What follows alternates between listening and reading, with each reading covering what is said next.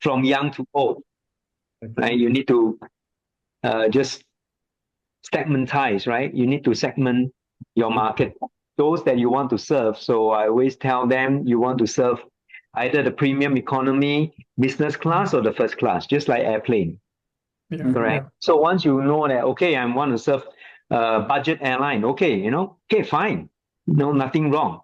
But if you want to serve the first class, that means they are paying a premium, Sure. like our university, correct? IMU is a bit more premium. Okay, we can say like business class and above. Then we want to attract the right people into the group.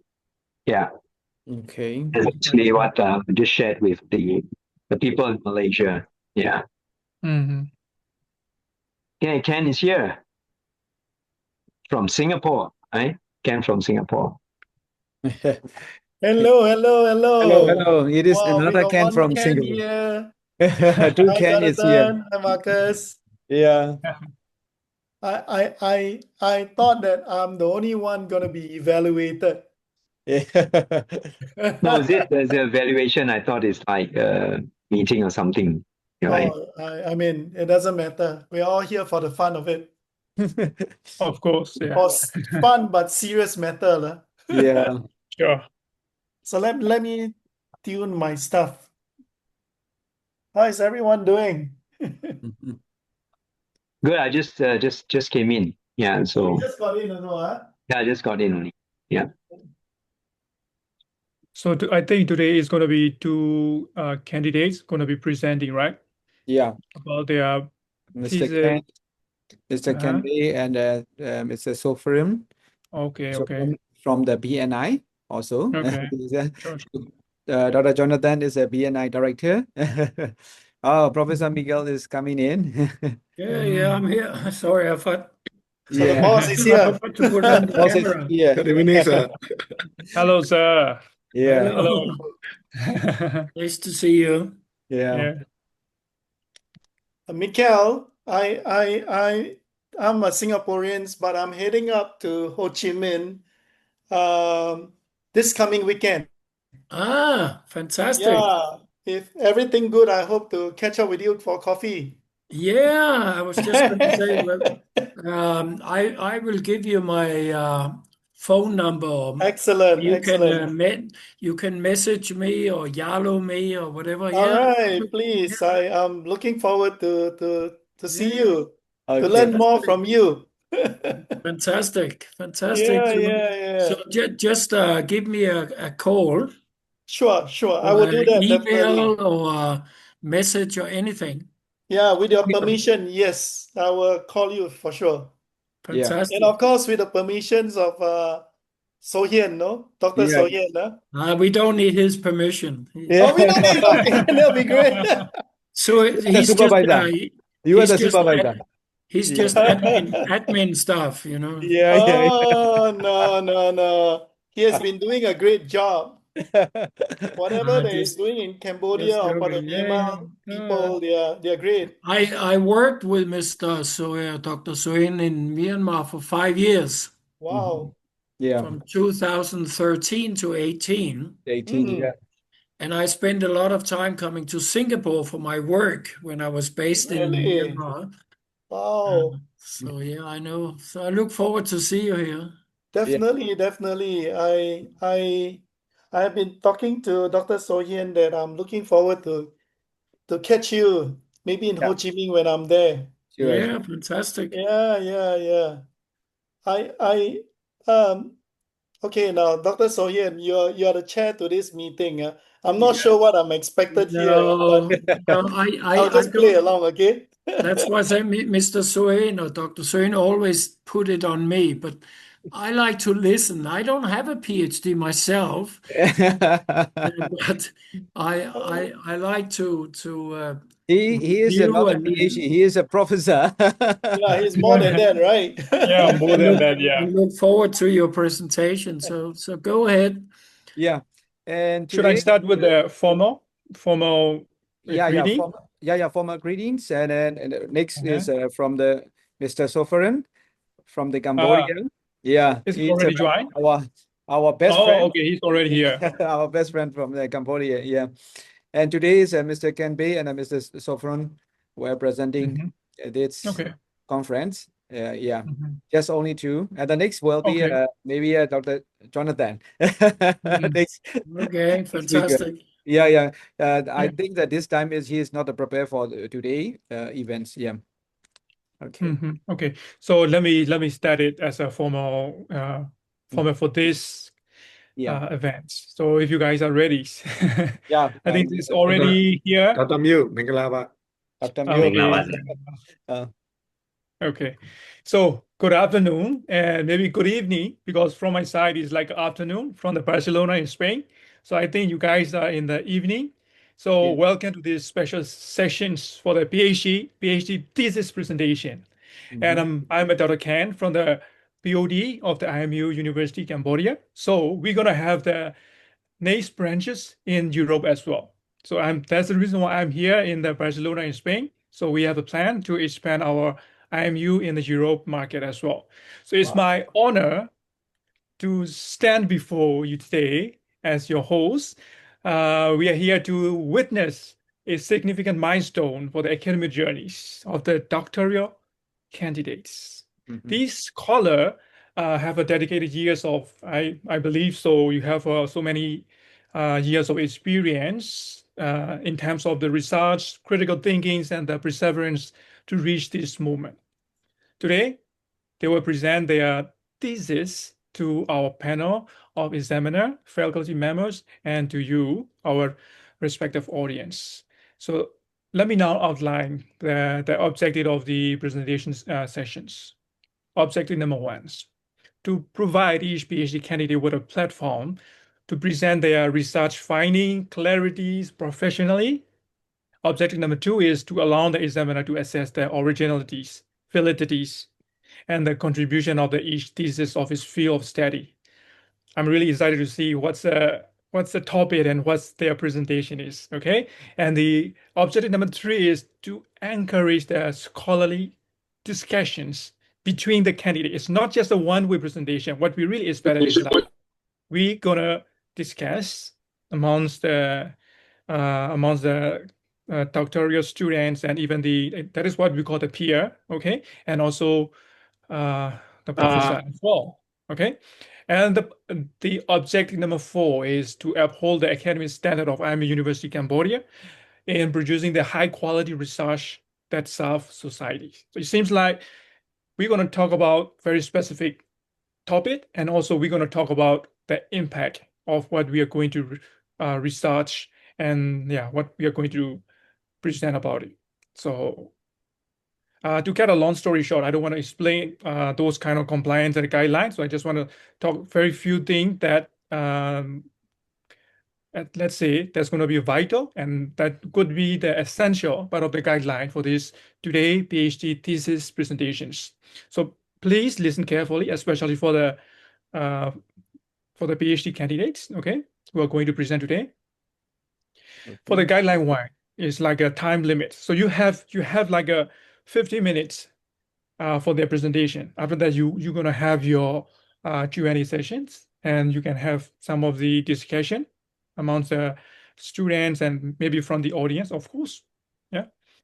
And the second guideline 2 will be the structure of the presentations. It is supposed to be, we are expecting you to present about the candidate is expected to cover the following the key area, which is just like an outline of your research problem, your literature gap, that is really important, and your research methodology and your finding and your discussions with your own judgment. That's really matter these days. Today everyone is using AI. So what's really matter is like your own judgments, how you see it, how you research it, and how you make a judgment on this kind of matter that you just research. Okay, those are the real judgment that we would like to hear from you. Okay, beyond the AI's research, that's really important for us today. And the guideline 3, it's a professional contact.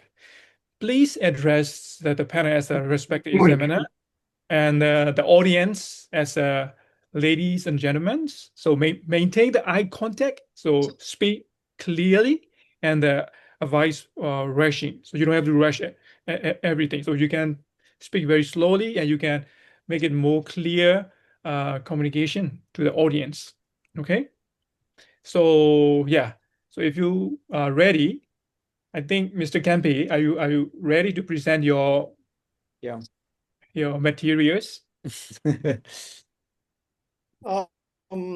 Okay. I hope I am not completely prepared, but can I speak off the cuff without a PowerPoint or all that? Is that okay? Yeah. Yeah. After that, you will send to the Professor Michael. Yeah. Of course. I mean, Yeah. I can Mm. build up my defense in the form of PowerPoint Okay. and forward it to Mikhail for Yeah, sure. I already forward to the Professor Michael your project paper. Yeah. All right. Okay. Yeah. Okay, now I want my defense is about, I call it the IELDAD, yeah. ALDAD, you know. In the longer term is called Integrated Ecosystem Leaderships and Decision Architect Doctrine. So this is the subjects that I'm defending on. Now it goes on my experience, been around in the entrepreneur industry like 40 years by now. All right. My areas are very focused on the Asian market like Singapore, Vietnam, Malaysia, Cambodia, and Indonesia. And I kind of believe that everything that we do, we operates across multi-industries. So as a leader, we are not just, if we are going to be a leader, for example, I used to say that if you are a consultant of this industry, you should be able to do multiple industry at the same time. Meaning to say that as an ecosystem leaders, you must be able to deal with multi-industry at the same time being a leaders. So that's the defense that I'm in. So personally, I have been doing consulting in the areas of healthcare. This is my current project on the advanced healthcare industry. It's getting very big now. I just received 5 million investments from a private investors to develop this particular industries from what we are doing from Singapore. I was in the insurance industry for 30 years, own my financial advisory firm, meaning to say that I advise customers on personal financial planning and investments. And more important is that I drive salespeople crazy to deliver results every other year. So that's what I do in the insurance business. And the insurance industries has given me a lot of opportunity to speak in multi-industries from technology, blockchain, to the sales industries and also startup, particularly because I was invested by Singapore governments for a sales AI startup, and I wrote 4 books on this particular topics. Over the years, has been spending like 16 years in Vietnam. All right, participating as a mentor to their startup market, and also did a very big projects on entrepreneurship. More so, I'll be running a program to help the C-level people from the government. This is a government-based project to help them to reposition themselves in the lights of AI disruption. So basically, I need to be able to convince them and help them or coach them or even mentor them to deal with the changes in the lights of AI disruptions. And I've actually developed this. If we all have time, I can show you all what I do. Dealing with as an entrepreneur, dealing with these disruptions. Okay, so this is basically what I do in Vietnam in a really big way. Malaysia has been doing a lot of consulting for major insurance company like Zurich, Allianz, and all. And of course, Cambodia have done something pretty interesting called the eye blooming. That's how I got to know Dr. So Hien. Our projects focus on EdTech, education platform. Um, I disrupt the whole learning system by creating a ecosystem leadership in EdTech AI, leveraging on translation AI and profiling program. So I'm an expert in psychometric profiling, which as soon as ChatGPT came out, I totally destroyed it and it closed up everything. Forget about what I wrote. And what I did was I developed a fusions of Asian science, like numerology, astrologies, because generative AI can pull out a lot of very interesting informations. And together with a psychometric strategy on learners pathways. So I created a nice profile program to profile the learner even before they start learning with us. And everything that we do, we only charge $1 a month. So that totally disrupted the whole learning industry. We try to bring in our customers are the banks, the commercial world, where we tell them that look here, you can retain and acquire customers. And of course, the governments are even more interested to use this platform accessing to those people that deservingly need to reach out to the top speakers. That's what I do. And this is in a nutshell what I've covered in this industries. Indonesia, we have a lot of projects with the government on the learning system, and currently I'm working with the investment bankers in Indonesia, together with another big professor, big name in Singapore, to work with, to go into Indonesia on also another EdTech education business model, which I'm going to develop it, which I have it. But this time around, it's financial literacy. That's my pet subjects, no?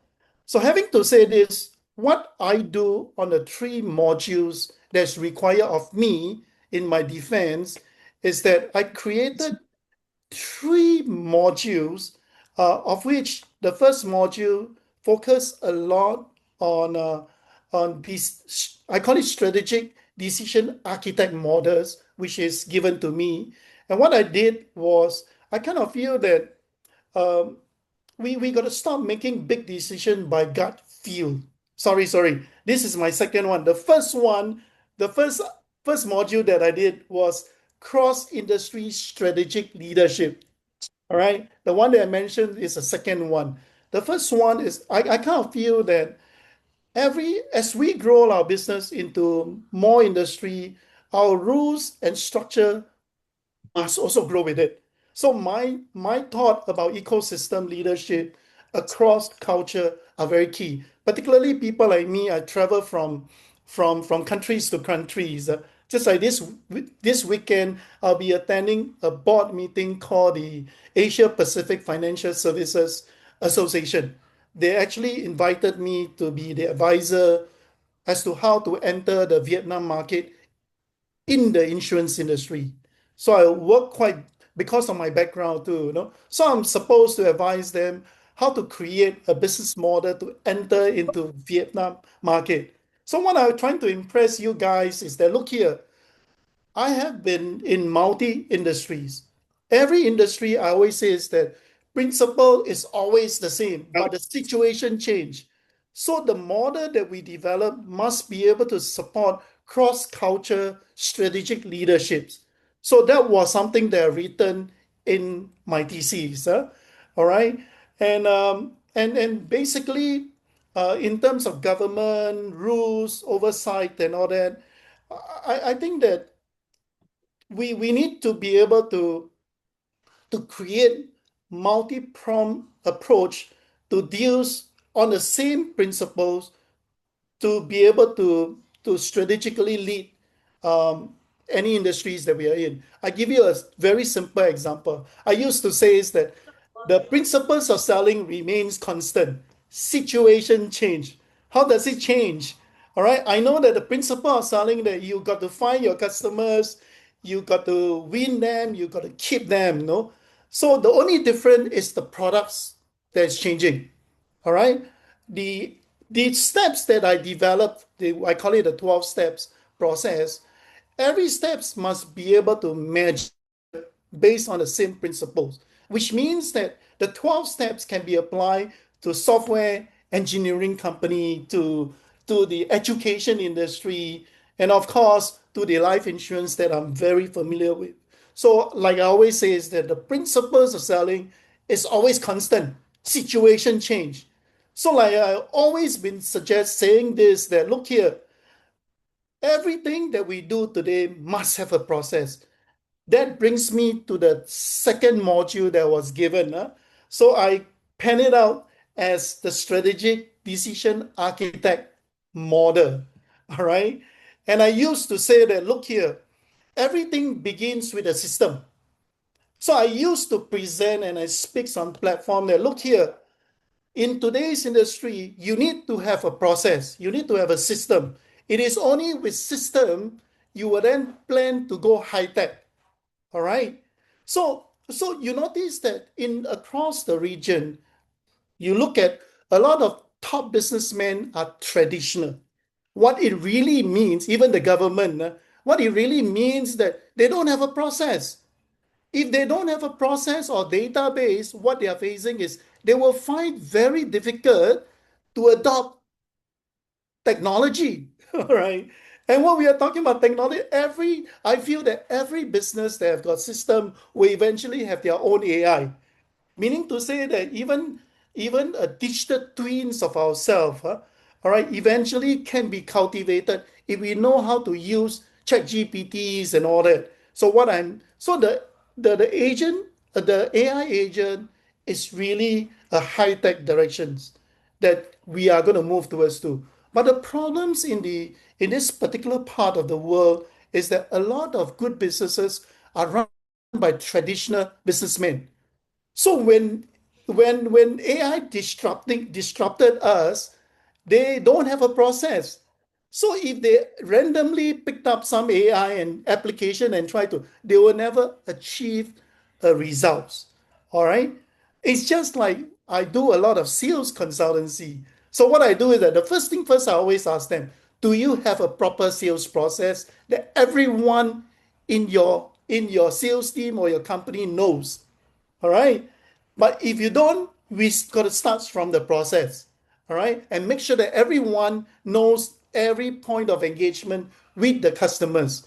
And with this, then I can advise you how to apply AI. Isn't that true? Like we have got chatbot to CRM, and these are things that is fundamentally very important. And I kind of think that now in July, I'll be speaking to a group of CEOs in regards to, look here, you need to have a system. It's only with systems and process you can then apply technology or think about how your AI agent is going to look like in the future. But one thing for sure is a high tech must come with high touch. So I personally feel that the future belongs to the high touch model. So I have recently developed a high touch model that I think today the C-level people must rethink and use it at their advantage. So my job is to go up in July to convince them that, look here, all right, you need to have a process. If you don't have a process, get a consultant like us, pay us off, and help you to fix it up, after which you will then be able to appreciate high tech.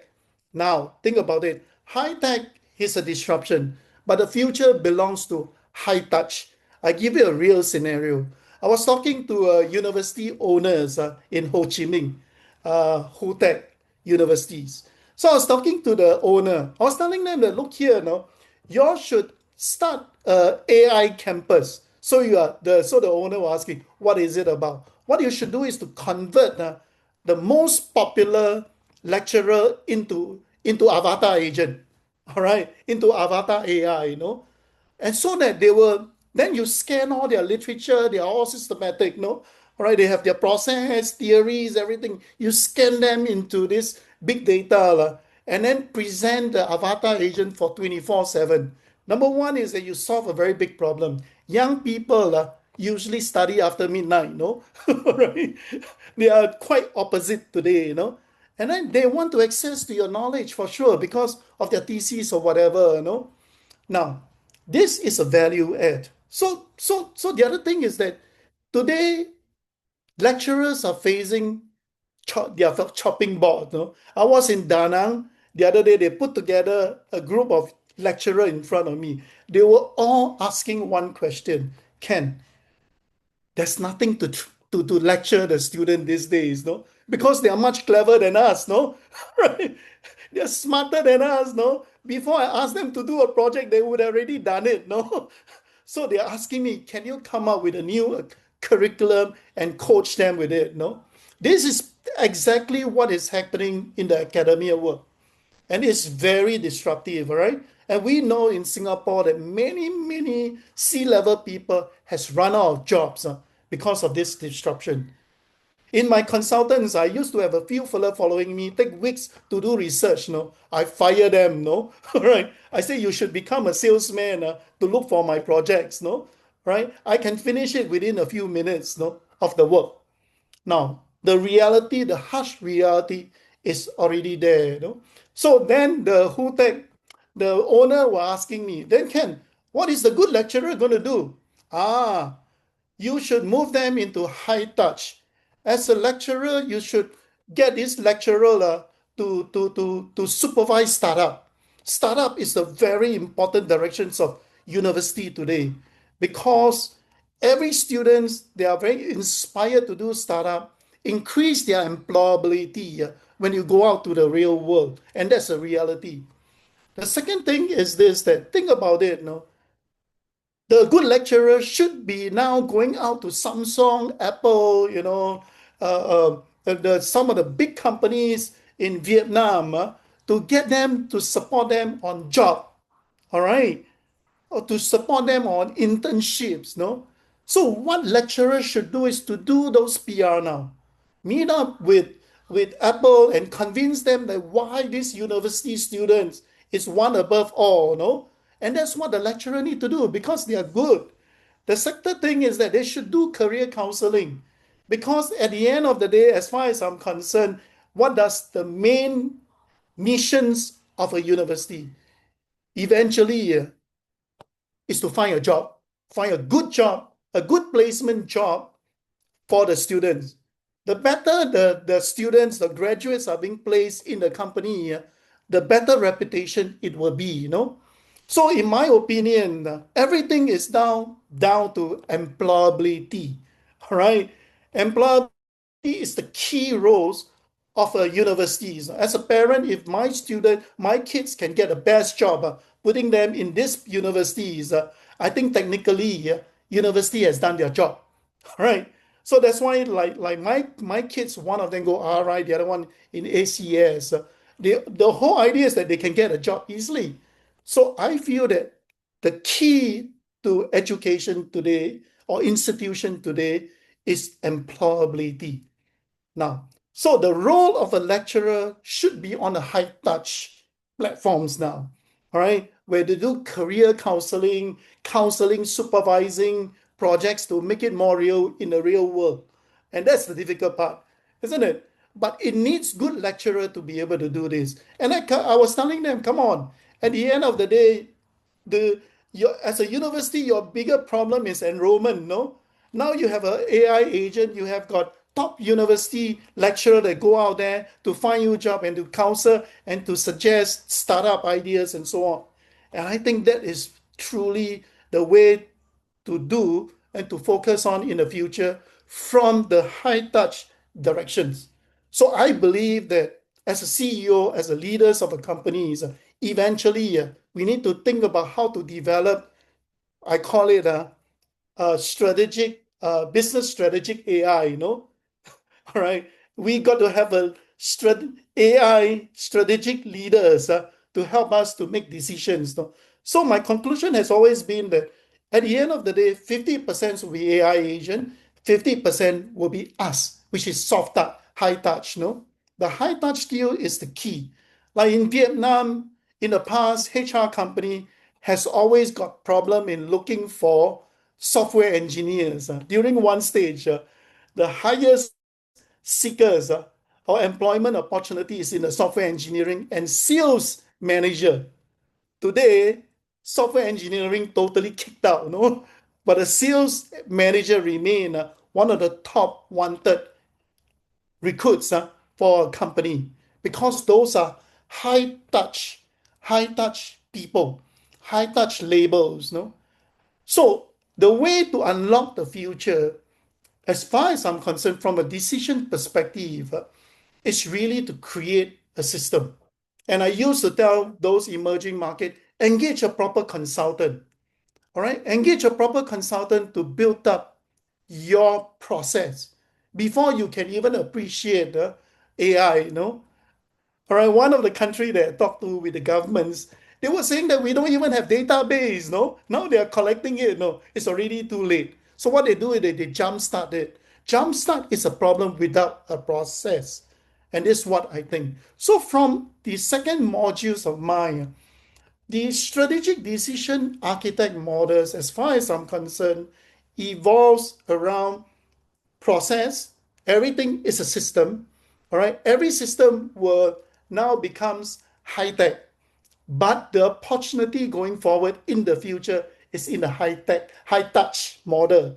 So the question is, the reality and the question is, if the reality is all on towards working towards AI agent, what the opportunity here, all right, and the puzzle that we got to close up is in the high touch model. And I really hope that one day I should present to you all what is this high touch model that, in my opinion, will solve the leaders' problems. No, so this is my second module. And of course, my third module is called ELM. No, I call it the ecosystem leadership mastery. So in this particular topics, I kind of feel that, there's a saying goes in business that if you want to build a business, you first must build a community. All right? I don't know whether you all agree or not. What is community? Community is a funnel, correct? No? In any business, you must have a funnel. All right, a funnel where you develop it so that this prospects, this leads actually goes through the funnel into your process. All right, so it is very, very key that, like the traditional businessman will always say, if you wanted to succeed in any business, you build a community. So the question is, what is then community? My opinion and my defense has always been ecosystem. What is ecosystem? Today, business model doesn't solve just on consumer. You have got to solve, I call it the supply chain and the demand chain. What is ecosystem? Technically, ecosystem are made out of supply and demand, right? So in every business to do well, as far as I'm concerned, you got to now solve the supplier problem. And you must also solve the demand problem. I give you a real example. Grab. What does Grab do? Grab is an ecosystem. What it does is that it solves the problems of supplier. And who are the supplier? It's those people that wants to own a bike, all right, own a car. Right? And how they solve? They don't just solve and help them to own a car. They also help them to find jobs. And that's what Grab does it very, very well. It solves the problems of those people that drives the car. All right. And it's also create another supplier issue where those car rental companies suddenly boom, because now they invest on car and the supply, they can also be part of supplier chain. On the flip side of it is the demand chain. Who are the demands? So it's the passengers. Does Grab solve the problem for us? It brings us from point to point, all right, organize, manage, and all that. And you see why Grab succeeded very well, because it is an ecosystem and a platform that solve both sides of the problem. And what does leadership does? Grab continue become Grab Pay, Grab Food, and so on. It just keep on spinning off into cross-selling and upselling itself. So these are what we call multi-discipline.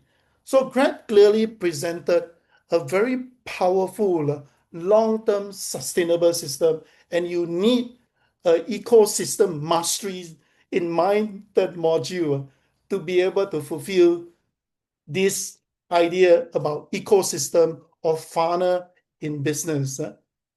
And with this, I've used up my 15 minutes, right? I think, or more, no? Thank you very much, guys. Done. Okay, Thank you so much. Yeah. Thank you so much. It's been a fruitful presentations. Yeah.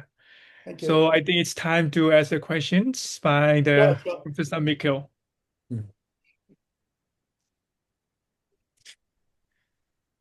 Your mic is off. Professor Miguel, your mic is off. Good one, yeah. Yeah. Okay. It's a very comprehensive and very in-depth.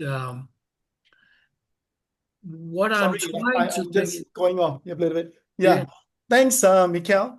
I'm here. So your research paper, can you just summarize in 1 or 2 words what is the objective of the research paper? What are the hypotheses? What are the questions you are asking?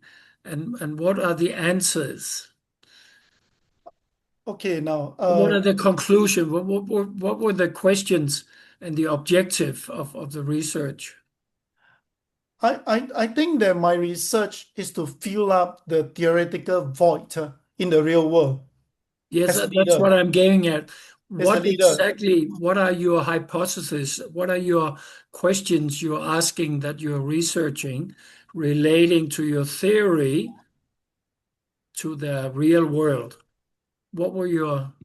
I kind of think that I don't know whether I got your questions correctly, Mikkel.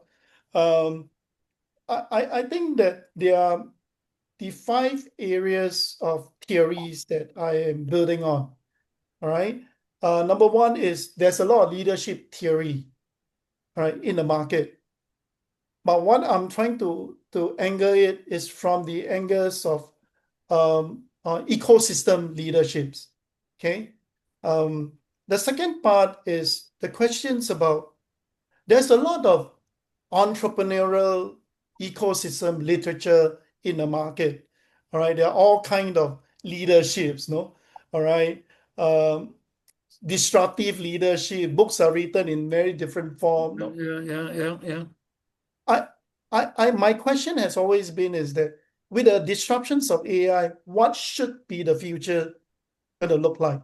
My answer is about multi-industry, all right, cross-cultural, all right, argument that I'm presenting.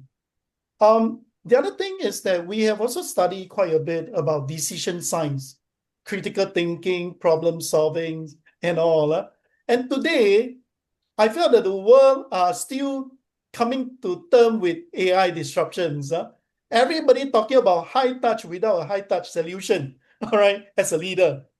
Everybody, if you listen to every speaker's platform that speaks about AI disruption, very few of them offer solution, offer a game plan.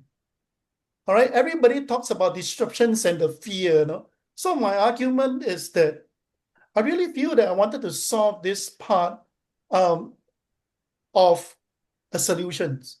I call it the high touch game plan. No, all right, and so these are the few things that I am building from, and also the questions that I keep asking myself: what is it going to be in leadership when the AI totally has changed the way we are being employed? No, Okay. and as students, how we study. Yeah. Okay. your research is very in-depth and a little bit complex, but I get the key words. It's leadership, ecosystems, disruptive. So can you give me one or two? Did you ask some questions or did you make some hypotheses that you wanted to prove? I think everything that I did starts with the questions. And the problem, not the problem. The opportunity for me is that I've been doing consulting in multi-industry, of which the latest one is on education. All right. And right now I'm on the healthcare, advanced healthcare industries. Okay. So my position has always been is that I comes from a perspective that I have built something. All right. I don't believe people can lead, no, but can they build, So as far as I'm concerned today, leadership is no more being strategic, no. I can find a solution and answer from ChatGPT, But to be a tactical leader is a big thing. All right. Okay. The world are looking for tactical people that are willing, that can build the day-to-day job. All right. Okay. So people like to see people building. So my argument has always, the question is, I feel that people can lead, but can they build? The builder is in the sex of the company. In your research paper, did you make a hypothesis? Did you make a statement that you wanted to prove or disprove? And how did you use AI and how did you analyze the AI information? And in the I end, have you not approved. reached that level, Professor 𝐂𝐿, and that will be what I'm going to do next series, which like I say from the start that I have actually providing a game plan for those CEOs that I'll be training, I'll be coaching after next month, right? Because on the soft skills.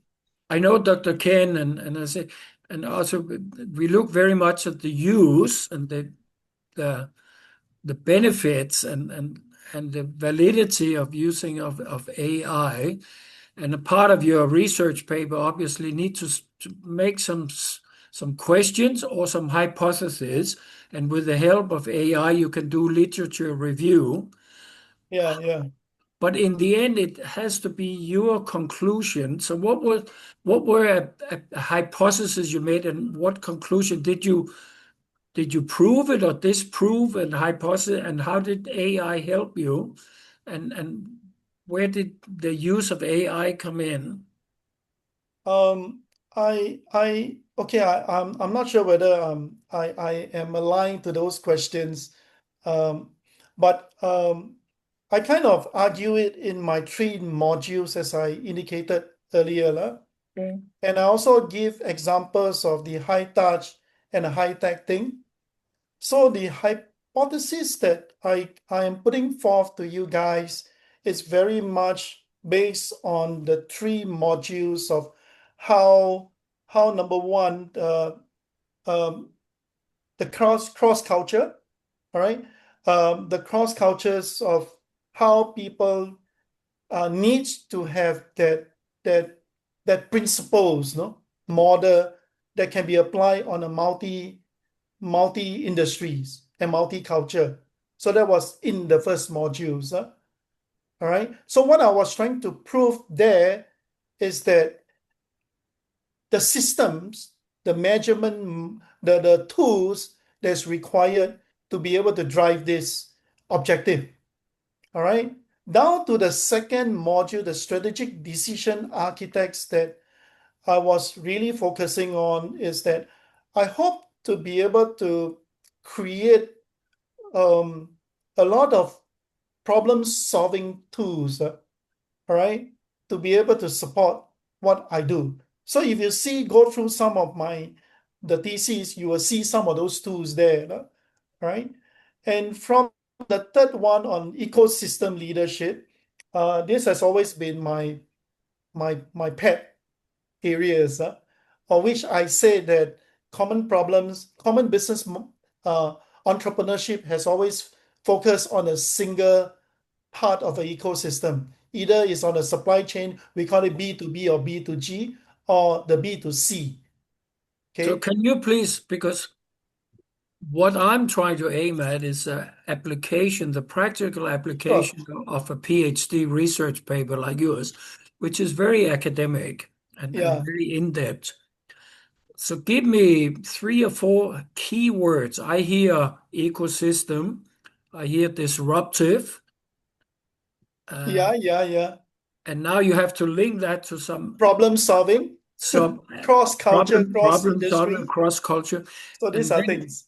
can you give me 1 or 2 hypotheses? Did you make some statements that you want to prove or disprove based on this, based on these keywords? And how did you?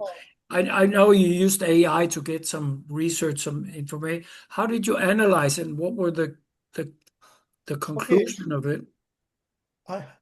In my first module, I kind of think that on a cross-culture, cross-industries and all that, we must work on a system. And I have these statements that say that the principles always remain constant. Situation change with the culture, with the country cultures and so on. So that was in the first module. All right. In the second module was about high touch process, high tech, and high touch. Okay. So this was the statements that I made. The third one is ecosystem leadership, mastery. It is really about the supply and the demand chain when you want to build an ecosystem that will eventually become your funnel, your community. All right. So this is my keyword of an ecosystem leadership or mastery. I hope I've answered your question. Dr. Swain has sent me your papers. I will read it. Why Vietnam? Are you Vietnamese? I think that it is in every business that you can hear a lot of. They love Vietnam. 100 million people compared with Cambodia 17.5, right? Peanuts, no? You know that Vietnam, I went in by accident too, because there was one day when I was speaking on a stage, somebody came to me and says, Ken, your process is going to be great for Vietnam because Vietnam got no process. Right? So that was how I have been positioned pretty well in Vietnam, that anything that you can find from Ken is process and system. So I never believe in this motivational shit, no? Right. So when I went into Vietnam, I was always telling people that forget about motivations, no? Focus on systems and process. So I love Vietnam on the basis that there's a lot of opportunity from a process. So I used to train and consult many industry now. Yeah. So yeah, I've been here 30 years, so I know we will have a lot to talk. I hope to see you soon. I was lecturing at RMIT, and I've been lecturing at Singaporean-based universities. Yeah, I know. I've got most of my interns are from RMIT, you know. Yeah. RMIT is very research, PhD driven now. They're all very good students. Yeah, my colleague is now doing his literature review. I'm not sure his topic, but I'm asking about the use of AM. But I also have a keyword you mentioned, cross-culture. Yeah. And there is an issue about a hypothesis about the culture in Singapore can or should be applied to the culture and in Vietnam. I'm not sure. I'm not convinced. I want to tell you that you can disapprove it in terms of leadership style, because it is two different cultures. Yeah, I totally had this experience that most Vietnamese people will come to me and confront me. Say, Ken, you don't understand Vietnam, no? So I used to retaliate back. I say, if I don't understand, show me what I don't understand. They got no clue, huh? They got no clue. It's a little bit of an issue here. Yeah, they don't have a clue what is wrong. I say, if there's nothing, if you can't show me, then you follow. Every good leader is a good follower, ma. You got to start from this principle, no? So you can imagine how I feel. I took my MBA in the US. I'm European, so you can imagine how I feel here. Anyway, enough for me. So maybe some Yeah. Dr. Ken or Yeah. Swain. If I may, allow me to ask you a questions. Sure. Yeah, before I ask you the questions, I see that I could hear that because I haven't checked your thesis yet. What I see is your statement and your game plan, right? And your keyword. Those are your hypotheses. That is my opinion. And which I see is as an assumption, your opinion, and your prediction about the futures. So how could you validate your hypothesis? That's the key question here. And as an academic counsel, we need facts from your research, not the opinions or not the future predictions. What we really want is like your facts, the facts that you just research. That's could only be your Yeah, validation of your thesis. So that is what we really needed. Okay. sure. Yeah. For instance, let's say you mentioned a lot about the AI agents and compared to the professor, right? I really like this kind of comparison because that's really happening these days, right? We could hear that is, and I like your real world example as you mentioned about the educations and the EdTech, and what I really want to ask you again is like, how could you validate your hypothesis? Because you have your ecosystem, you have your AI agents, and how could you validate it? That would be key finding from your research. Yeah, that's my questions. Okay, I don't know. I actually don't know how to answer your questions, but I think that the future soft skills that are needed is judgment skill, number one. All right. Where does the judgment skills come from into the future? It is those projects that we are doing, and we help our client to solve their problems. No, I may not have put in those validation in my projects, all right? But I think you can read into my Facebook, no, how people have commented in every industry that I did, my clients. I don't think that is valid in the academia world, but these are real testimony, to start with. So I kind of think that our job in the future, the way to validate is, in my opinion, in the real world, is in the testimony. But in the academic sense, all right, it's what we have do, the program that we have done, and so on. All right. So I kind of think that this is something that if I look to the future, because every entrepreneur is how to move towards the future and make money from there, and that's what I do, that's what I guide people to do. The other thing I feel is team working, one of the very important soft skill.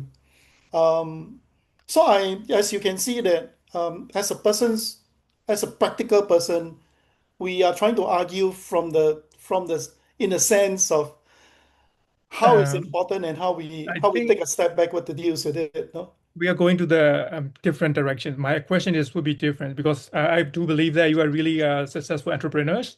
Yeah, because for this academic point of view, I just want to know how would you validate your hypothesis based on how many people you just interview or how many people you just got approved for the facts, not the opinion that you just experience. So that's a two different ways of their I thesis, know, right? I know. Mhm. I didn't put a lot of these projects that I've done before into validations. Okay, so I want to confess here, right? Because that will require a lot of times, and we are 3/4 of our time is in doing the work, right?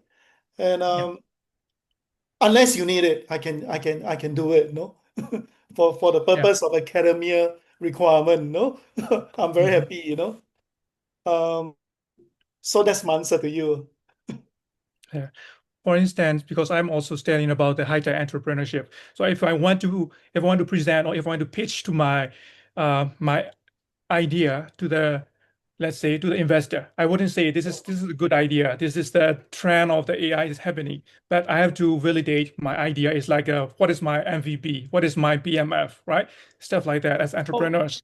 I want to tell based you on that, based on that, we have to prove. So, for example, I already interviewed 100 people, and I got this kind of hypothesis based on the facts, not based on my opinion or based on my experience. Maybe just I'm thinking too much for the academic point of view. Maybe I just want to know about your No, own. it's fine. It's fine. Really, it's fine. I mean, I understand that. So you can see that it all evolves around the three modules that I presented. Now, I don't know whether I get your directions correctly or not. What I bring forth is the work they have done. For example, cross industry. So I was doing projects across different countries. All right.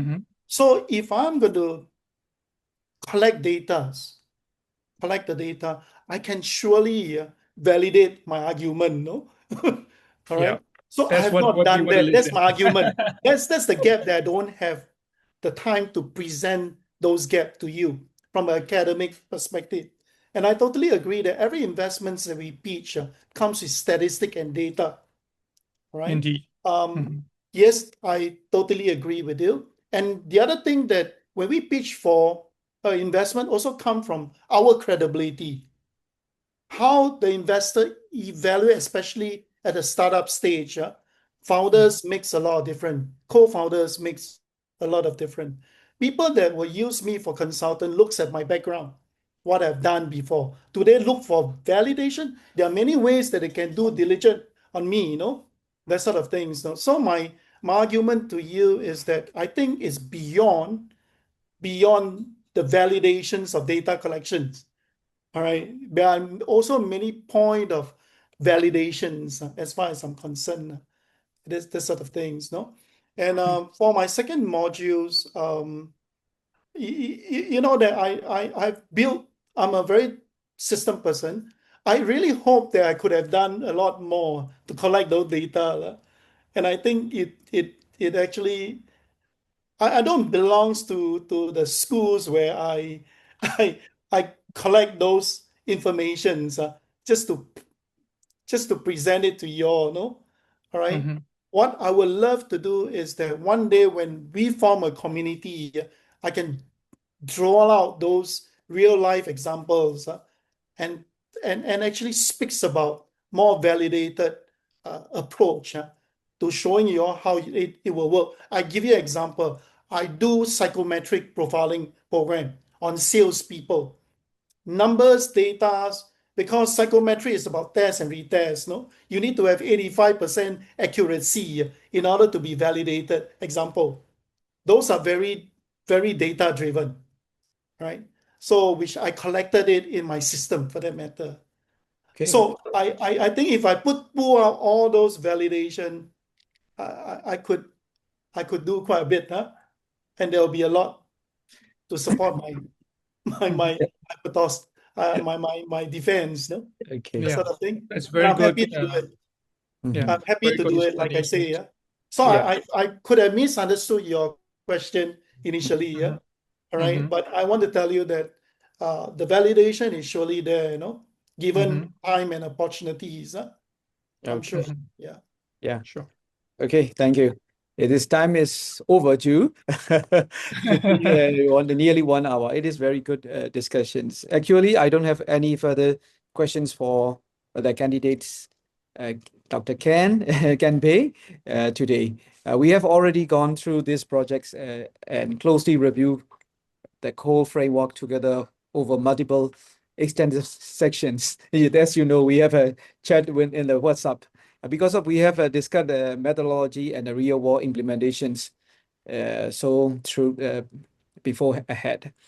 I'm already very confident in the practical value of this research. You did an excellent job presenting today and addressing the core challenges. Congratulations on a very solid defense. Thank you. Thank you, everyone. Okay, and then another is my friends, AB. Mr. Sofrayon from the Cambodia, Mr. Kambe from the Myanmar, and here Dr. Myo Min Tan from the Myanmar, Dr. Myo Min Tu from the Myanmar, and Dr. Tim Maung Thuy from the Myanmar, Dr. Yuzana from the Myanmar. Candidates Chon Lin Tao, he is candidates, PhD candidates from the Myanmar, and then Saya Aung San Chai is already as a lecturer. He will be a candidate. And then also Mr. James from the Myanmar, but he living in the Thailand. It's also candidate James. And future PhD from the Dr. Jonathan Chua from the Singapore. And also Professor Hafiz from the Bangladesh, and who live in the Cambodia, and then he is also citizen from the Turkey. He have 3 countries. Professor is okay. Thank you for the attendings, and also our vice chair of the Professor Mikkel, and the lead from the Dr. Ken, and another guys from our IMU. And he is a Swiss program. Professor Canby is from the program. But all of them, Euro credit transfer, same as presentations. Okay. Candidates, Mr. Sofron, please introduce yourself. It's yours. Yes. Okay. The floor is yours. Okay. You can start it. Can you hear me? Sorry. Yeah. Yeah, Okay. We got it. Yeah. Okay. Thank you so much. Let me share the slide a bit. And sorry, my voice not good. And due to the fact that I explained very heavy, I'm so short actually. Just sorry. Oh my God. Wait just a second. Okay. Can you just give me a few seconds for the preparation, please? Yeah, it is more better. Presentation is Okay. Wait just a second to do my slides. So can you see my slide, whole slide? Or we can see your slide, just Not yet. Not yet. not yet. Yeah. not yet? Yeah. Just a second. I just from the suffering to the other one. To the screen. Okay, it should be coming. Welcome. We can see you, but not your slide yet. Oh, just a second. You can see now? Yeah. Okay, it's loading. Yes, Yeah, we okay. can see it. Okay. Okay. Thank you. Let me go for a full screen a bit. So thanks a lot and good evening from Cambodia. Good evening again. The distinguished judges, supervisors, fellow researcher, all doctors and doctor candidates, especially my friends, Dr. Marcos and Ken. I think Ken are you in Spain, right? So my name is Sobirat. I'm a doctor of business administration, candidate at the Swiss School of Business Research. Today I'm presenting my capstone project, which is entitled Digital Transformation Readiness among Cambodian SMEs, developing the BKD Digital Transformation Readiness Framework, which is a very original one, found and developed by myself until the entire research within over a year for this capstone project. And this research explored a critical question for the Cambodian economics future. Why do many SME adopt digital tools and yet still struggle to achieve meaningful digital transformation and also the competitive advantage over other countries? So through this study, I developed a contextual specific framework that aims to improve the digital readiness among Cambodian SME. Okay, so before starting to the slide number 2, I would love to present my background a bit. I think maybe the judge and also the old friend maybe want to know what I'm doing so far. So actually, again, my name is Sopirat, and maybe we are a bit hard for foreigner friends to spell my Cambodian names. I am a business practitioner, trainer, coach, mentor, and also serial entrepreneur with experience in public relations, in media, in digital marketing, corporate communication, workforce development, SME capacity building, lecturers, and also digital transformation initiative in Cambodia for almost 15 years. Throughout my work with BKD Academy, which is my newly established firm, and one of the oldest firm, BKD Digital, BISCMA Digital Medias, And also the skill development fund supported program. I've had the opportunity to work directly with SME across different sectors. So this experience inspired me to investigate the recurring challenges many SME are aware of digital transformation or digital technology, as our friend Ken's presented earlier too, but yet few achieve true digital transformation readiness. So this observation became the foundations of research and presenting today. So as you can see here for the research overview, the capstone journey. So I highlight five main part, which is very critical for the entire research of minds. So the first one is the problem. So what the problem is? So the study started from the observed problem.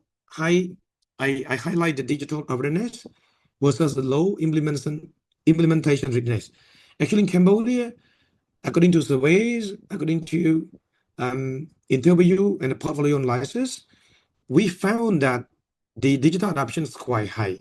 But the problem is, the digital awareness is quite high, as 90% of our population using social media.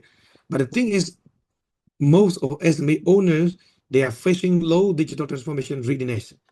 So to investigate the issue, I adopt pragmatic mixed methods, approaches using survey, which is a compound of 67 respondents, and an interview and a portfolio evidence. The finding revealed that the main constraint are not the technological, but leadership capacity, workforce readiness, and the ecosystem support. So based on this finding, I developed the BKD Digital Transformation Readiness Framework, which is shortly called BDTRF. Finally, I translate the finding into practical recommendation for policymakers, practitioners, and also researchers. And as you can see here, from the global perspective to the Cambodian perspective, as you can see, to understand the problem, we need to consider the broader context. Globally, digitalization continues to accelerate. At the ASEAN level, governments are investing heavily in digital economy in initiative. I think maybe friend from Singapore, actually one of the big and the most advanced economy. All of friends know about that. Cambodia has also introduced important policy against digital economy and society policy framework, which is very important for us. And we have discussed a lot among our expertise, amongst the policymakers. However, despite this effort, SME in Cambodia still face capacity limitation, financial constraints, and organizational challenges. The key research problem identified in this study is the gap between basic technology adoption and the true organizational digital transformation readiness. So many SME have Facebook page actually in Cambodia, almost 90% of them, but few of them have transformed how they make decisions, manage customers, and create value. Especially, they are in the competitive level against other foreign players and also the regional market. So I come up with research objective. This study pursues 4 objectives. The first one, to examine the barriers affecting the SME digital readiness. Secondly, to evaluate the driver or the enabler of the digital transformation, particularly transformational leadership and innovation. Thirdly, to analyze the organizational capacity, such as workforce readiness and change management. Finally, to develop and validate a context-specific framework that can improve the SMS competitiveness in Cambodia, as you can see. So I came up with theoretical foundations. This study integrates 5 major theoretical perspectives.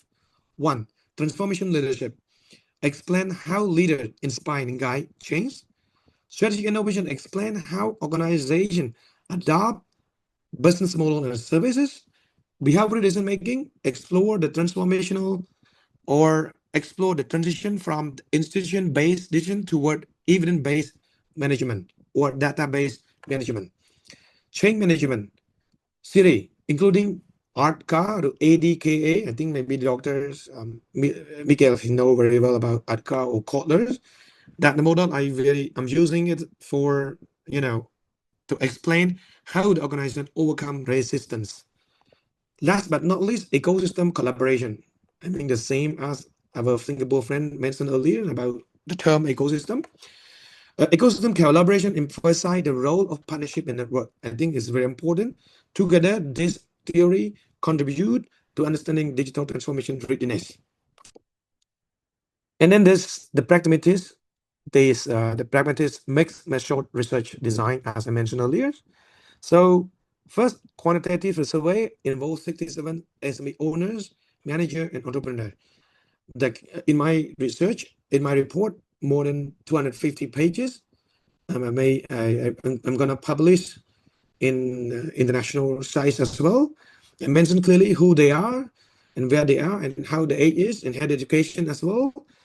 And that one thing is the quantitative survey. Secondly, qualitative interview. I come up with around 30 interview with the stakeholder to gain deeper insight, including policymakers, SME owner, and also the association as well. Thirdly, portfolio evidence from my own company, BKD Academy, Become Digital Media, and the program that under the support of Skill Development Fund, which is under the Ministry of Economy of Cambodia. The proposal triangulation was to strengthen the validity and to ensure that findings reflect both theory and practice. So this is where the judge, I think maybe or the respected judge in this thing maybe ask me question. So if you have a question, please read. And I will give you the answer later. This is a key finding. Surprisingly, you can see. So the most important quantitative finding. Digital awareness is extremely high in Cambodia, I can say, and guarantee that 91% of SME use social media. Based on my own research, based on the recent data from the MPTC, Ministry of Post and Telecommunication in Cambodia. But however, only 16.1 actively utilize data analytics or utilize the data-driven approaches for their businesses. So more concerning, only 9.7% report advanced digital literacy capacity. So this reveals a significant readiness gap. The issue is not awareness, but the issue is capacity or the capability. Sorry. Social media adoption should not be confused with digital transformation readiness. But for Cambodian perspective, they may think that social media adoption is something like a kind of digital transformation readiness. But as the judge, distinguished judge, and all friends, fellows, researchers know, these two totally different. Social media is just one small part of digital transformation readiness. So this is a key finding. So the qualitative finding have explained the readiness gap. First, leadership gap remains significant. Many leaders still rely primarily on experience and intuition. And as you already know, Cambodia experienced very long civil war. And you already know the Cambodian was in the peace fully in around 2000. So around 26 years only. So most of our entrepreneurs, mostly young, in Gen Y and very few in Gen X and very, very less in Gen older than X. So the leadership still remain the significant problem in Cambodia. Secondly, there are substantial skill shortages, and except only those tycoons, older millionaires, they send their kids to the abroad for their study. But most of our SME, they are substantial skill shortage, particularly in advanced systems such as CRM, and most of them, they don't even know what is CRM, what is ERP platform. Third, cultural resistance remain a challenge, as employees often perceive technology as a threat rather than an enabler or a driver. Finally, ecosystem fragmentation limit access to practical support and resources. We have a lot of association in Cambodia, we have a lot of business community, but still there's very huge fragmentation exists in among all the relevant association and also the organization. So moving to this original contribution, which is the most important part, and I claim that it is my original BKD digital transformation readiness framework. So we focus on 5 elements. 1, transformation leadership. Secondly, strategic innovation, digital capability development, organizational readiness, and ecosystem collaboration. As you can see, everything over there, this factor collectively influence digital transformation readiness. It's starting from leadership. So if the SME owner, they don't supplement, they don't develop their leadership, no matter how, I think no matter what, they can move to innovation. They can't even develop their capacity. They can't even get themselves prepared or readiness for the change, for the transformation, and they can't even develop the whole ecosystem for the community. So the framework also acknowledge contextual moderators such as organizational culture, as you can see here, decision-making behavior, the gender dynamics, the resource availability. So ultimately, improve readiness lead to stronger SME competitiveness. So again, this framework was specifically developed for Cambodian SME context, making it more locally relevant than many existing international maturity model. I'm not, I don't want to say that the international maturity model is not working for the regional level, but for my own experience and for more than 10 years working with SME, what I've come up with, the BKDF framework, this really locally aligned and locally relevant than many existing international maturity model. And it's the synthesizing evidence and theory. So I want to connect the empirical finding with the theoretical foundation. The first insight is that digital transformation is a capacity development journey rather than a technology procurement exercises. So the secondly, insights in the shift from intuition driven management toward evidence-based decision making. So this is very important in order to develop the insights which enable our SME owners to change from institution-driven management toward the evidence-based decision making is not so easy. And third one is the insight in the critical role of public-private partnership, like beginning academy working very closely with the Skill Development Fund, which is one of the key factors of under the Ministry of Economy to develop the upskilling program for our workforce. I maybe go faster, maybe in order to achieve the time straightly. So this part, as you can see, based on my finding, 3 categories of recommendation are proposed here. So one is for policymakers, establish localized digital skill hub. As you can see, we have Khmer Enterprise, we have Tejo Startup, we have Skill Development Fund, we have many other key stakeholders. But anyway, we have to have more, and most of them must guarantee that they can support SME starter kit and co-financing program for practitioners like me and other SME owner. Apply structured change management approach such as ADKA R model, prioritize business system integration rather than focusing solely on social media marketing alone. And for future researcher, they have to conduct longitudinal digital study, develop sector-specific digital maturity benchmark.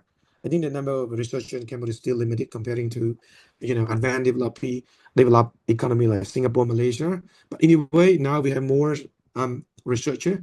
I do believe the future research can also take this into consideration.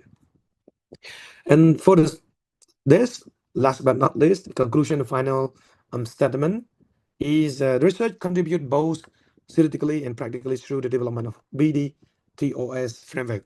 The study demonstrates that digital transformation in Cambodia is not primarily technological challenges, but rather it is the leadership, capacity, and the ecosystem challenge. The finding suggests that by strengthening the transformational leadership, workforce capacity, and organizational readiness, and ecosystem collaboration, Cambodian SME can significantly improve their competitiveness and resilience. Thank you for the attention, and I welcome your question and feedback. So before coming to the question, I just want to highlight a bit on what we have been doing so far. So all of my three company, actually, we have run media, run digital marketing, and run training firm, and run software development. So a kind of ecosystem for my own firm, and my own ecosystem also connected with my association, like Young Entrepreneur Association Cambodia, which is I'm serving as one of the board members. So we're trying to connect the workable existing, a workable ecosystem with existing larger association one like the YAC. So now this is very important, and to guarantee that my research is not just a kind of PhD level or theoretical ones, but it does reflect with my practical approaches. So thank you a lot for your attention. So if you have a question, please. I hope all the distinguished judges and all the fellow researchers and our friends get my points. Okay, thank you. Professor Miguel first, Dr. Ken first. I don't know, maybe Dr. Ken start, but I'll try to keep it short. Number one, your topic, your thesis topic is very interesting, and I must say your presentation is very well laid out. Can I ask you, this research and the findings, where is it applicable? You're in Cambodia, right? Yep, applicable for Cambodia. Yeah. SME I've been 30 Not years. I've been 30 years in the region, including Vietnam, Cambodia, and Myanmar. Yeah. So I understand so the context of your research and your capstone. What is the objective? What is your objective when you write it? I haven't read it yet. What is the objective of this research paper? What is your Thank you so much. I think okay. Maybe if I'm wrong or right, please also say something about that. So my main objective is to validate the framework which is originally developed by myself and by my firms. We call BKD Digital Transformation Readiness Framework. So the main objective is to highlight that the transformational leadership, strategic innovation, behavioral decision making, change management, and the ecosystem collaboration are the grounding stage, which is very compulsory, which is very important for the local context of Cambodia. So I highlight here research overview and the capstone journey. I'm not really sure whether is this getting the point. So the five main thing is about the high digital awareness and low implementation readiness.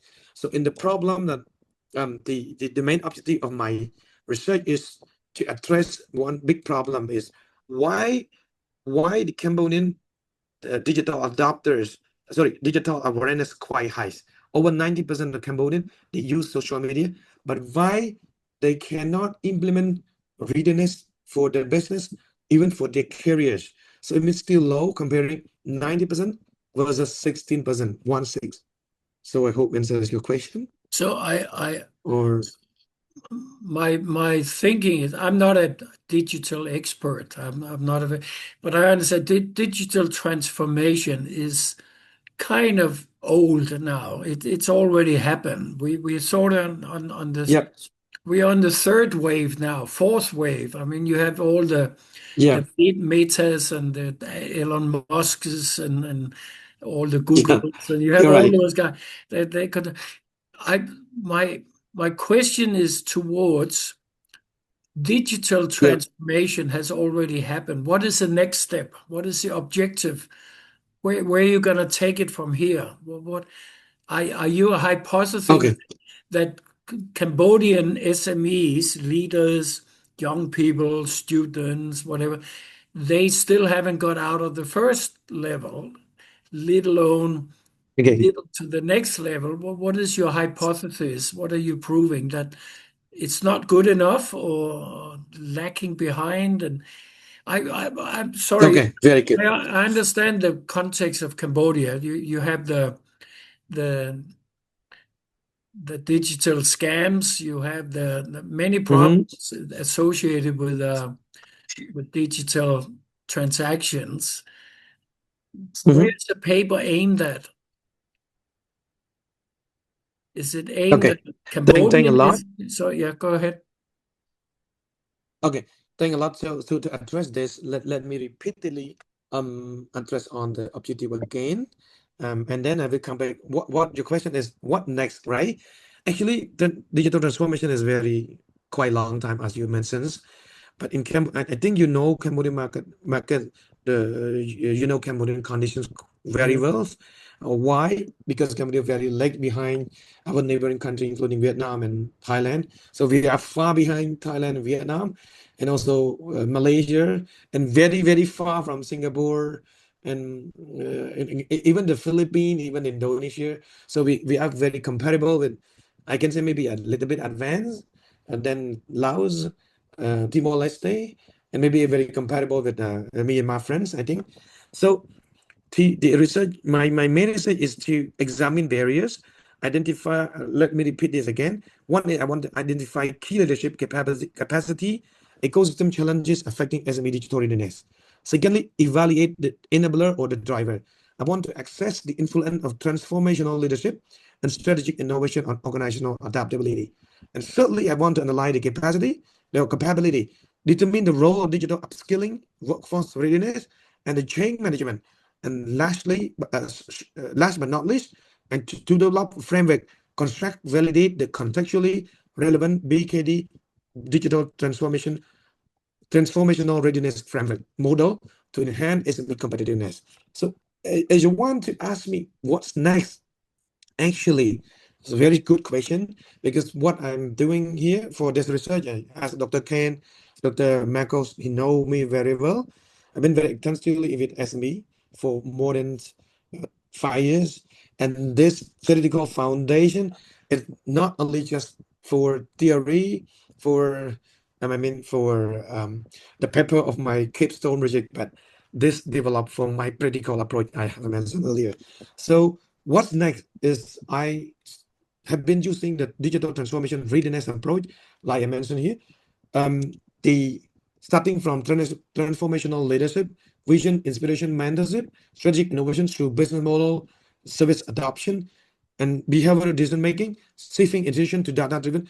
All of these things I have been using for my training, especially the SME owners who have attended my training courses, and those who will join my future training course.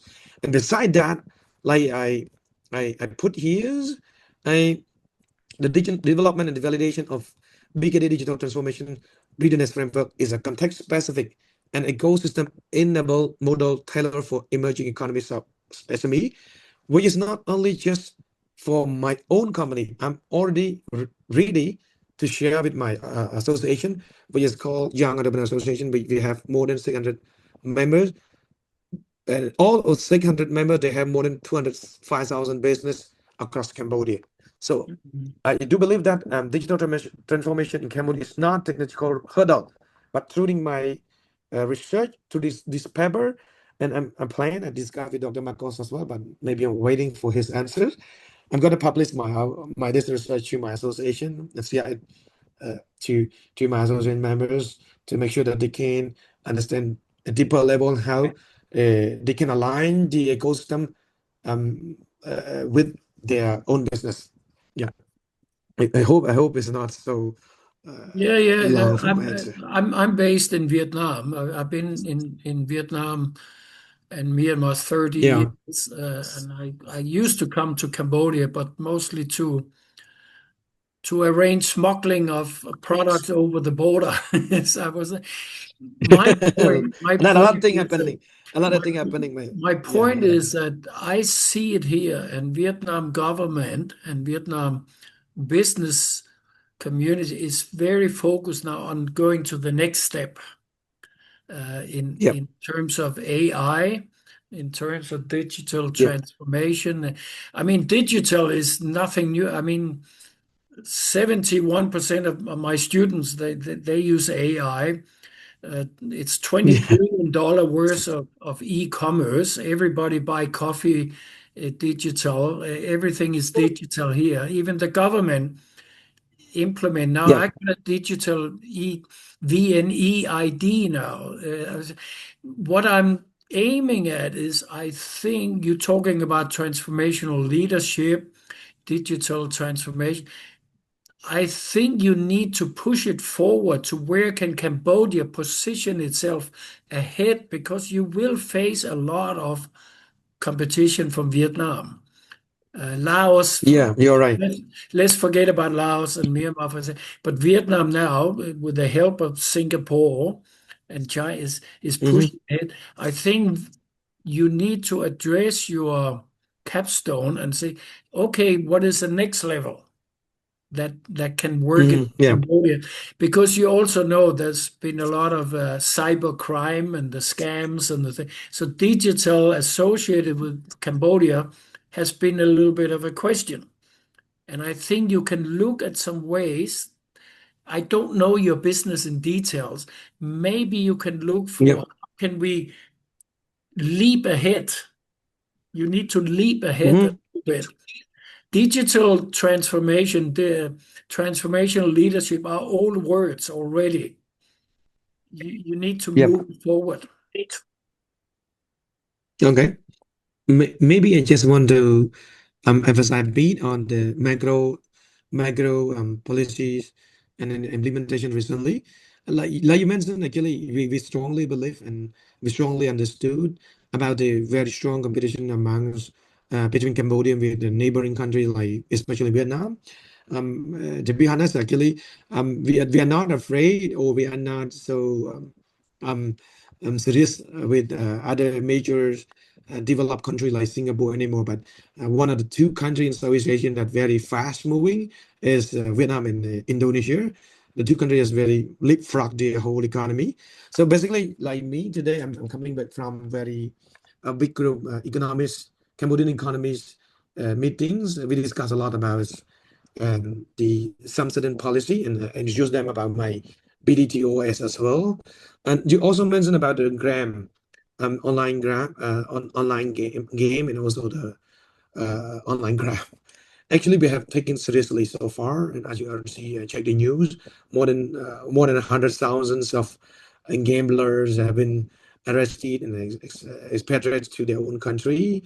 And I'm working as a assistant to have the Ministry of Interior managing police in Cambodia as well on my volunteer job. So we have very strictly to this to promote that part. Like you mentioned, I'm very thankful for the recommendation from your side about the leapfrog or the leap ahead of that. To be honest, my company now doing a lot because we work on digital, developing software, developing AI-based solution. We provide training in digital marketing, AI course, and others technology relevant courses. So all now I'm trying to do is not just for my own firm. We have created impact to more than 2,000 learners across Cambodia and the digital things.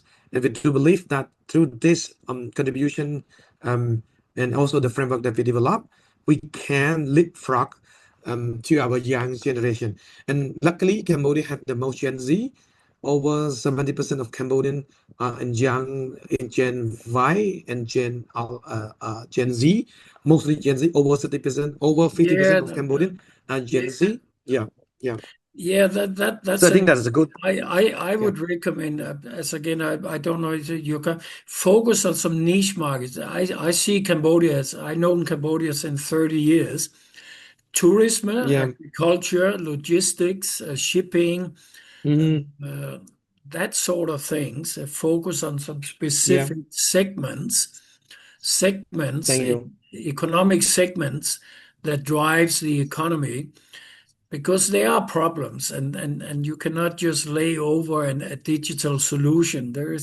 But focus on some very specific, in particular, tourism, hotel tourism, travel, logistic, agriculture, that sort of things. Okay. and that's where you implement and you can use your digital knowledge but you need to get even me, I used to struggle how to find out how to use my smartphone. Now everybody say you have to use smart glasses. And Yeah, you're right. in Vietnam, $20 billion a year in every young Vietnamese, they don't go to the shop, they order coffee online, everything is digital. It's insane. Yeah. Even as I said, foreigners, we now had to register digital for tax, for visa, for work permit. So I think you need to leap. You need to say, okay, we understand the past. How can Cambodia maybe do something different? It's a very Yeah, thank competitive you. area. It's a very competitive. Anyway, your presentation is very well laid out. Thank you. Thank you, sir. We're coming for the question from other distinguished judges. Okay. Well, first of all, I just want to say congratulations for this presentation. Finally, you did it. I really like it. Your Thank you. presentation. Thank you, Ken. No, Thank you you. just use Yeah. the research design, which is called the pragmatic, which is one of my favorite things, because as an entrepreneur, we don't want to follow a lot of theory, right? We just want to use our Yeah. our findings and our own research and our experience. That is To be honest, perfect match. Yeah. Yeah, to be honest, Ken, for this capstone project, I spent more Yeah. than a year, because and to all distinguished judges as well, because my plan is not just for defending today, but I plan to publish as a book. I plan to circulate this report to my PhD friends.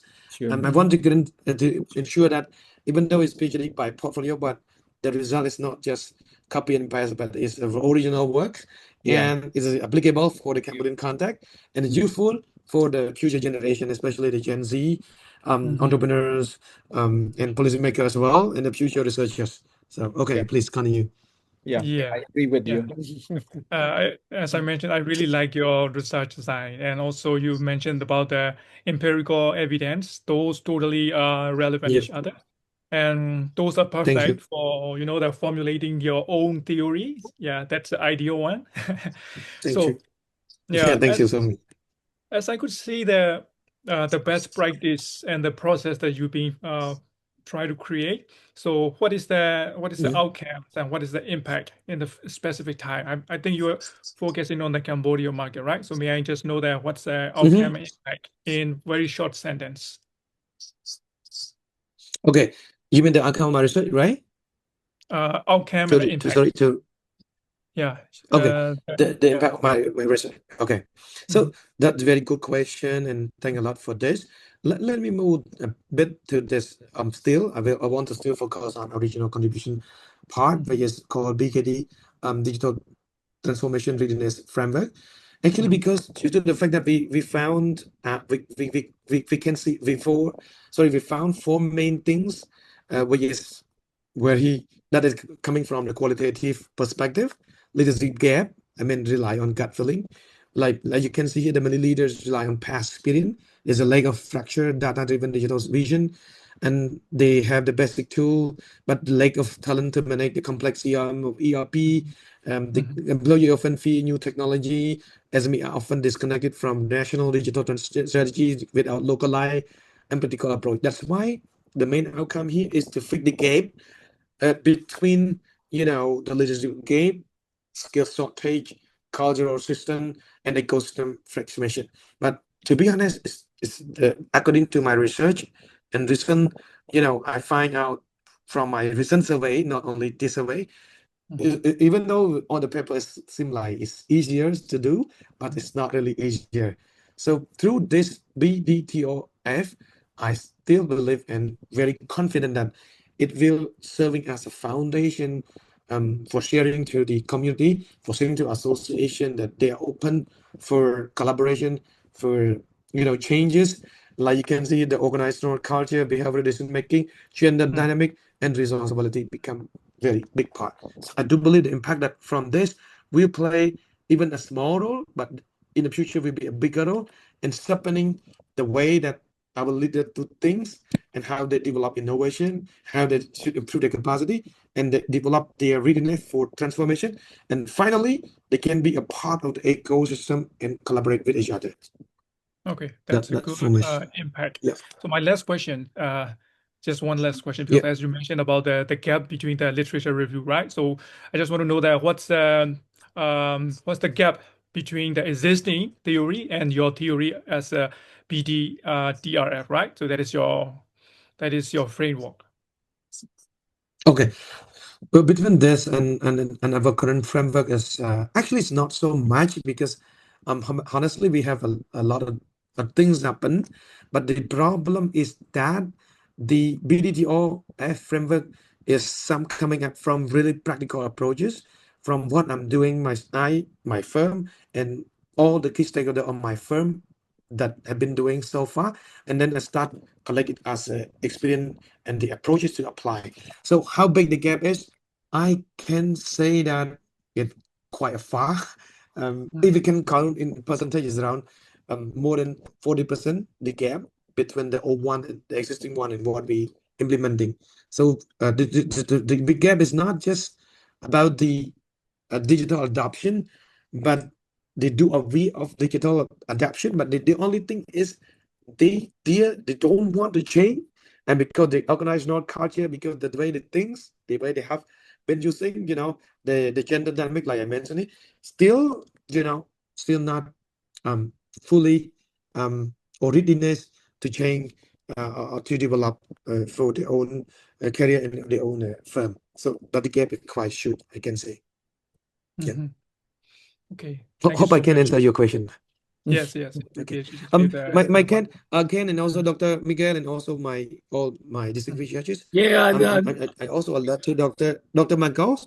I come up with my very seriously with my report. Dr. Marcos, please forward this to all the forward to judges. the I have already forwarded. Yeah. Okay. I think just sent an update today. Yeah. My final comment to you, having been in this region for so long and not being, Thank you. I'm not a very digital clever person, but don't try to compete with the Vietnam. Find some niches, attract investors, and make it more easy for them. Vietnam has a problem. It's still very difficult for people to come in and establish business and get license, and make Cambodia a friendly, digital friendly environment for small businesses to come and invest. Don't try to compete with Vietnam. You can't. Make your own niches. Yeah, Make it totally agree. A small digital country where young people from abroad, from Europe, America, whatever, come and they are met, and they don't have to face the same trouble as people have here. Don't try to compete with Vietnam. I'm sure you have connections in China and other, but that's technology. But use your own image, your own product. Make Cambodia digital friendly. Yeah. Yep. It is good. Yeah. Totally agree with that. Yeah. Okay. So specialization is very important. Very important for this. Specialize. Make something different. I tell you the truth. Don't come and try to compete with Vietnamese. Compete directly. Terrible. Yeah. Totally agree with that part. And based on our macroeconomics in the console minister, we totally understood that part. And now we also very specialized, even though in chemical, in manufacturing, we don't do everything at larger scale because we have only 10, 15, 70 million people. Yeah. Very smaller than Vietnam, and we cannot do the Don't everything at large scale. Don't even try. I know the Vietnamese. Make your own nice. A lot of Europeans and think we like it. We like it there, but give us a reason and make it niche. Don't rock the boat. Okay, thank you, Dr. Miguel. Yeah. Okay, it is a final. First of all, I must say I have no further questions for the candidates. Having worked very closely with him on this project, I can confidently Thank you. See, that's research is exceptionally well written and highly relevant. What I love Thank most you a about lot. this book, it is practical, real world value of the Cambodia, developing the PDDRF framework for the Cambodian SMEs, address the critical immediate challenges in our economic landscape. Beyond these economic achievements, this outstanding active engagement and contributions in the professional fees outside the universities are truly impressive, commendable. He is someone who practices what he research. And it is Thank you a exactly lot. the kind of result-driven leadership we need to push Cambodia's digital policy forward. Your presentations was shaped, clear and highly professional. Thank you. Thank you, Dr. Congratulations, Dr. congratulations. Yeah. Hope we can Yeah.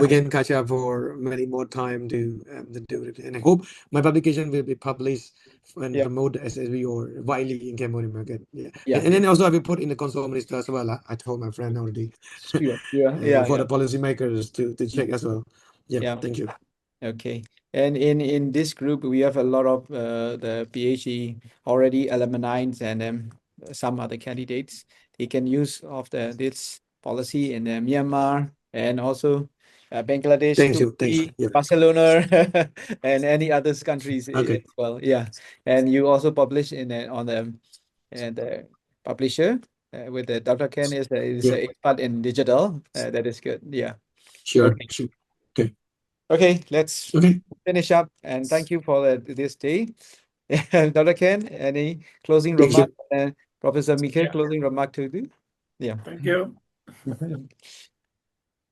Should we take a group photo for this event? Yeah, it is good. Yeah, I think we should.